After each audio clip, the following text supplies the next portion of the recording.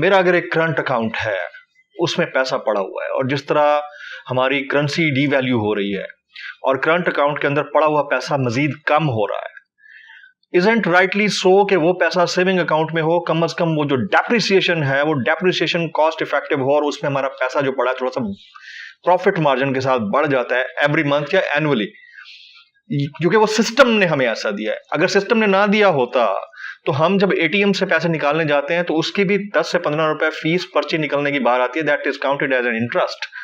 تو اگر انٹرسٹ ہے ہی سسٹم کا حصہ تو ہم اس کو حرام کہہ سکتے ہیں؟ سب سے پہلے تو کلیئر کر لیں کہ جو اے ٹی ایم کے چارجز ہیں وہ انٹرسٹ نہیں ہے, وہ سروس چارجز ہیں. اے ٹی ایم کی بجائے وہاں کلرک بیٹھا ہوتا اور آپ اس کی خدمات حاصل کرتے تو آپ نے اس کے سروس چارجز تو دینے تھے, لہذا وہ انٹرسٹ نہیں ہے. انٹرسٹ کی بیسک ڈیفینیشن ہے پیسے کے بدلے پیسہ. جب سروسز انوالو ہو جائے یا کموڈٹی انوالو ہو جائے پھر سود والا معاملہ ختم ہو جاتا ہے, آپ اس کو پھر ربا نہیں کہیں گے. اب یہ جو پیسہ ڈی ویلیو ہونے والا مسئلہ ہے تو یہ مسئلہ بھی تو تھرڈ ورلڈ کنٹریز کا ہے نا, یورپ امریکہ کا نہیں ہے. اچھا, کتنی حیران کن بات ہے کہ ہمارے جو واعظین ہیں وہ حکمرانوں کو خوش کرنے کے لیے کہ کہیں کسی کے اندر کوئی تڑپ نہ پیدا ہو جائے سسٹم کو چینج کرنے کی, وہ ہمیں میٹھی نیند سلا دیتے ہیں یہ کہہ کے کہ آپ کو گناہوں کی سزا مل رہی ہے. یہ قیامت کی نشانی ہے یار, قیامت کی ساری نشانیاں پاکستان میں پوری ہونی ہے. یورپ امریکہ تو اوپر جا رہا ہے, وہاں تو قیامت کی کوئی نشانی پوری نہیں ہو رہی. یہ سب کے سب ڈرامہ بازی ہے. یہ ہمیشہ سے یہ علماء سو حکمرانوں کو اس طرح کی فیول کرتے رہتے ہیں, ان کو اٹھاتے رہتے ہیں تاکہ عوام جو ہے نا وہ میٹھی نیند سوئی رہے.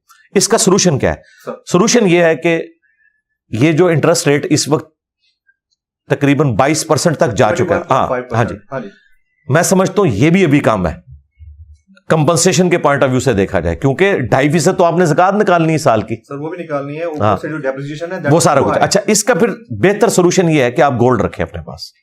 ہاں, گولڈ رکھا جائے, ڈالرز رکھے جائیں. گولڈ 1 سال کے اندر ڈبل ہو چکا ہے. دنیا کا کوئی کاروبار آپ کو یہ پروفٹ نہیں دے سکتا کہ آپ کے پاس اگر پچھلے سال 1 ملین تھا اور وہ 2 ملین بن جائے. گولڈ تو کر رہا ہے اور حلال بھی ہے.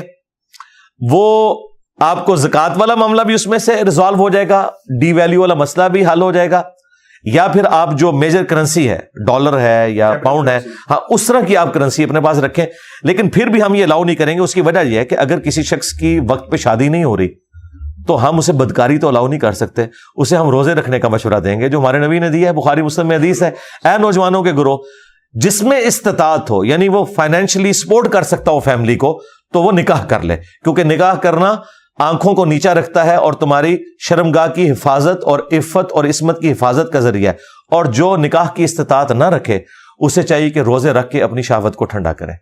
تو آلٹرنیٹو سولوشن یہ ہے کہ آپ گولڈ کی شکل میں اپنی سیونگز کو رکھیں.